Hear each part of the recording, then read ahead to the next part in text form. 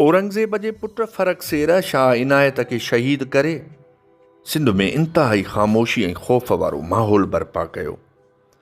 हर तरफ़ ख़ामोशी थी वई, जोगी निकिरी पहाड़नि में पही विया ऐं हारी नारी खाहोड़ी थी भरपटनि जा राही थी विया। अनंत ख़ामोशी जो जहान जोड़ियो वियो। मुग़ल फ़ौजूं आदमबू कंदियूं, सिंध जा शहर शहर ॻोठ ॻोठ नस्तो नाबूद कंदियूं वयूं। सिंधी ज़बान ते मुकमिल बंदिश विधी वई। बलोच वेड़ाक कबीलनि खे भर्ती करे लोकल पुलिस जा फरीज़ा ॾिना विया।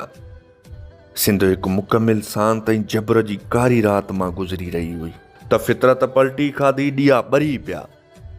गंजे डूंगर जे पहाड़नि मां सलामी जा संदेश अचण लॻा। शांत थी वियल मंगणनि जे तोबरनि में साज़ वॼण लॻा। सूरज सुहाऊं निर्वार थी निकिरी बीह रहियूं। फितरत किरोड़े कर्म कया ऐं सिंध खे शाह अब्दुल लतीफ़ बेटाई इनाम में मिलियो, जंहिं सिंध वतन जी समूरी मिट्टी खे नए सिर ॻोहे जाग जा जोलान बख़्शिया ऐं सिंध सदियुनि ताईं ज़िंदा रहण जो फन सिखी वरितो।